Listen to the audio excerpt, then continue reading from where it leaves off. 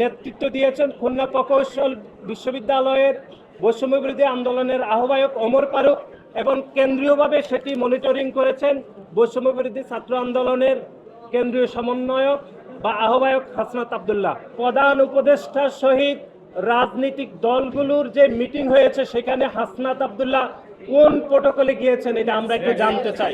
খুলনা প্রকৌশল বিশ্ববিদ্যালয়ের ছাত্র শিবিরের কমিটি না এটি শিবিরকে নিশ্চিত করতে হবে, অথবা কমিটি থাকলে অবশ্যই ছাত্র শিবিরকে সেটি প্রকাশ্যে আনতে হবে। 5ই আগস্ট ছাত্র জনতার গণ অভ্যুত্থানের আগে ছাত্রলীগের সন্ত্রাসীরা বিভিন্ন ক্যাম্পাসে মোটা দাগে 3টি অপরাধ আমাদের চোখে যেটি ধরা পড়েছে। একটি হচ্ছে অনেকগুলো অপরাধ করেছে। একটি হচ্ছে জোর করে মিছিলে নেওয়া, গেস্ট রুম নির্যাতন অথবা মতামত প্রকাশ করতে বাধা দেওয়া এবং অন্য ছাত্র সংগঠনের রাজনৈতিক কার্যক্রমকে বাধাগ্রস্ত করা। কিন্তু 5ই আগস্ট ছাত্র জনতার গণ অভ্যুত্থান পরবর্তী সময়ে আমরা দেখেছি 2টি সংস্কৃতি বিলুপ্ত ঘটেছে। একটি হচ্ছে গেস্ট রুম কালচার, জোর করে মিছিলে নেওয়া। কিন্তু 5ই আগস্ট ছাত্র জনতার গণ অভ্যুত্থানের পরে আমরা অন্য সংগঠনের রাজনীতি, প্রকাশ্যে গণতান্ত্রিক রাজনীতির বাধাগ্রস্ত করার সংস্কৃতি কিন্তু এখনো চলমান রয়েছে, যেটি গতকাল খুলনা প্রকৌশল এবং প্রযুক্তি বিশ্ববিদ্যালয়ে হয়েছে। কারণ আপনারা দেখেন খুলনা প্রকৌশল এবং প্রযুক্তি বিশ্ববিদ্যালয়ে বৈষম্য বিরোধীর একটি কমিটি রয়েছে, যেই কমিটি জানুয়ারির 7 তারিখে প্রকাশিত হয়েছে। এবং ছাত্র শিবিরের এখানে একটি কমিটি আছে কি বা নাই সেটি সাধারণ শিক্ষার্থীরা জানে না। আমরা শিবিরকে স্পষ্টভাবে বলতে চাই, খুলনা প্রকৌশল বিশ্ববিদ্যালয়ের ছাত্র শিবিরের কমিটি না এটি শিবিরকে নিশ্চিত করতে হবে, অথবা কমিটি থাকলে অবশ্যই ছাত্র শিবিরকে সেটি প্রকাশ্যে আনতে হবে। এবং গতকাল খুলনা প্রকৌশল বিশ্ববিদ্যালয়ে যে ঘটনা ঘটেছে সেটিকে আমরা এভাবে বর্ণনা করছি যে বাংলাদেশে বড় বড় অগ্নিকাণ্ড যখন ঘটে আমরা দেখি সেটি ছোট ছোট শর্ট সার্কিট থেকে তৈরি হয়। এবং গতকাল খুলনা প্রকৌশলী বিশ্ববিদ্যালয়ে যে ঘটনা ঘটেছে সেটি যে শর্ট সার্কিট হয়েছে সেটি তৈরি করেছে খুলনা প্রকৌশলের বৈষম্য বিরোধী ছাত্র আন্দোলনের বিশৃঙ্খল মব।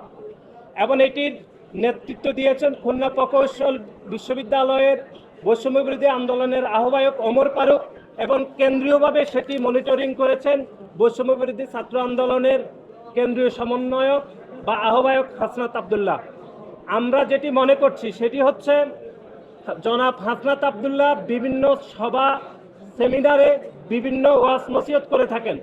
আমরা ওনার কাছে জানতে চাই যে প্রধান উপদেষ্টার সহিত রাজনৈতিক দলগুলোর যে মিটিং হয়েছে সেখানে হাসনাত আব্দুল্লাহ কোন প্রটোকলে গিয়েছেন এটা আমরা একটু জানতে চাই।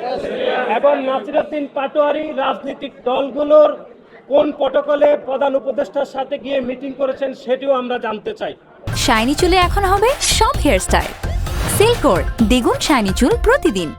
সুতরাং বাংলাদেশের সংবিধানের 36তম অনুচ্ছেদ চলাফেরার স্বাধীনতা, 37তম অনুচ্ছেদের সমাবেশের স্বাধীনতা এবং 38তম অনুচ্ছেদের সংগঠনের স্বাধীনতা এবং 39তম অনুচ্ছেদের মত প্রকাশের যে স্বাধীনতা, সেখানে বাংলাদেশের প্রত্যেকটি ক্যাম্পাসে যে কোনো ছাত্র সংগঠন রাজনীতি করার প্রকাশ্যে গণতান্ত্রিক অধিকার আছে এবং বাংলাদেশ জাতীয়তাবাদী ছাত্র দলেরও সেই অধিকার রয়েছে।